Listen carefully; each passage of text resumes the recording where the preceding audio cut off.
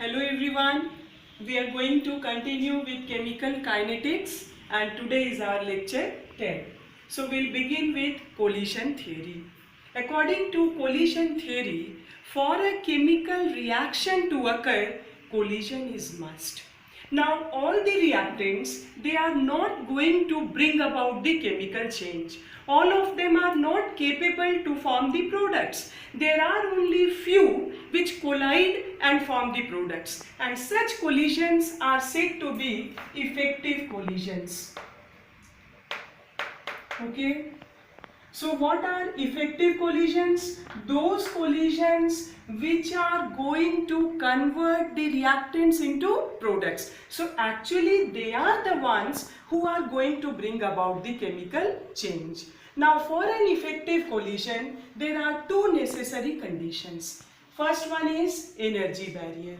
So according to this, the minimum energy which is required by the reactants to form the product and is nothing but known as threshold energy, okay, and is designated as ET, threshold energy. But even if the molecules, the reactants, they possess threshold energy, but there is an excess energy, extra energy, which they have to cross as a barrier, and that energy is known as activation energy and is designated as EA. So activation energy, this is equal to threshold energy ET minus average kinetic energy of the reactants. Okay. And what is threshold energy ET? This is equal to initial potential energy plus activation energy. This is what the threshold energy is, which is one of the most important criteria for a chemical reaction to occur. Now the second one is orientation barrier. Okay. Now orientation barrier, according to this, while colliding, the molecules, they have to collide in a proper manner. As for example, suppose H2 plus I2, they combine to form 2 moles of HI.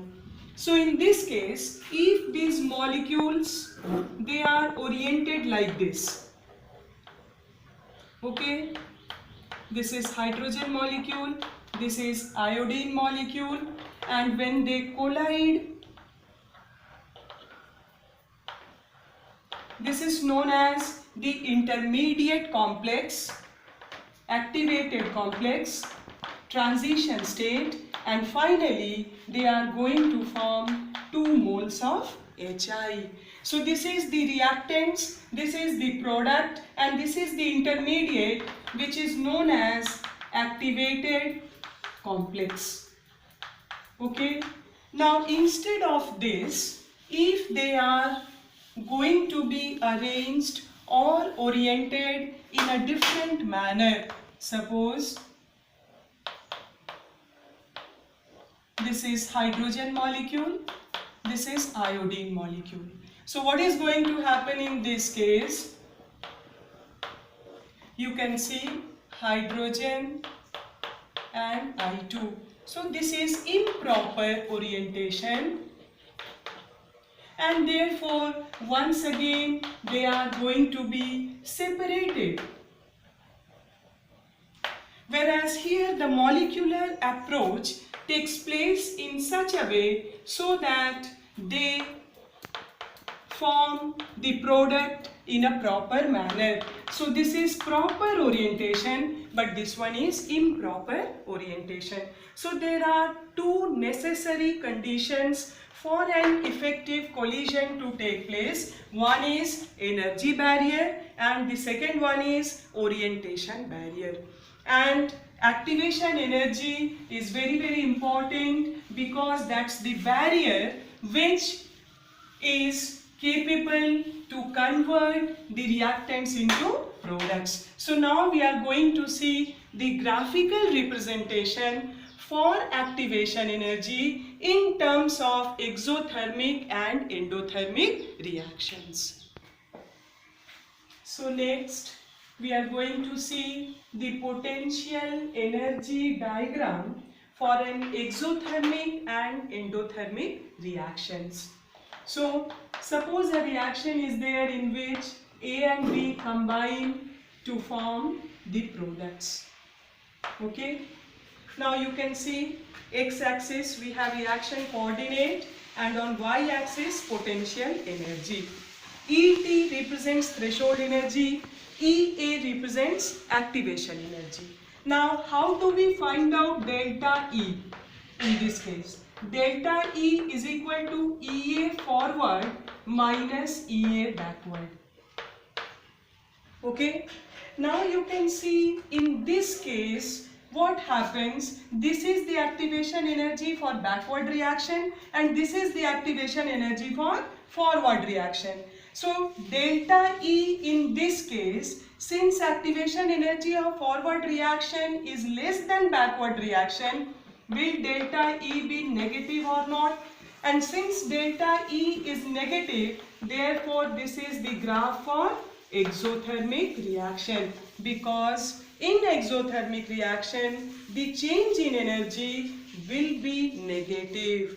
How come it is negative? Because activation energy for forward reaction is less as compared to backward reaction. But in the second case you can see that this is the activation energy for backward reaction. So in this case backward reaction has less activation energy as compared to the forward reaction. So in this case delta E will be positive. What is delta E? Change in energy. How do we find it out? By activation energy of forward minus activation energy of backward reaction.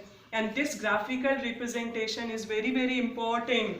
Draw the potential energy diagram for exothermic and endothermic reactions. What is threshold energy? Initial potential energy plus activation energy. What is activated complex? This is the transition state. This is the intermediate which is formed between the reactants and products. It is transient. It is short-lived. Why it is short-lived? Because it has high energy possession. How come high energy possession? Because it has to cross this energy barrier. It contains or possesses very large amount of energy and therefore it is unstable. So activation energy is the difference between the threshold energy and average kinetic energy of the reactants, whereas threshold energy is the initial potential energy plus activation energy. And what is the effect of catalyst on activation energy? As you all know, there are two types of catalysts, positive catalyst and negative catalyst. As the name itself indicates, positive catalyst will increase the rate of reaction. And how it will increase the rate? By lowering down the activation energy. So once again, if we see the graph, then you can see that here the reactants are there as usual. Here the complex, activated complex is there. This is the energy of products. This is the potential energy of reactants. Now what is going to happen if we use a positive catalyst?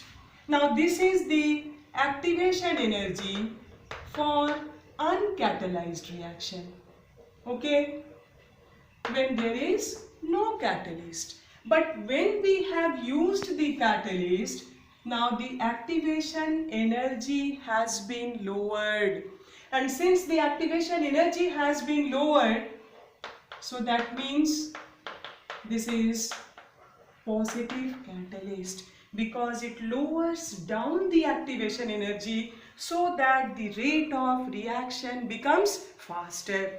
So this is the effect of positive catalyst, whereas if you draw for the negative catalyst, then what is going to happen? It would increase the activation energy so that the rate of reaction gets slower.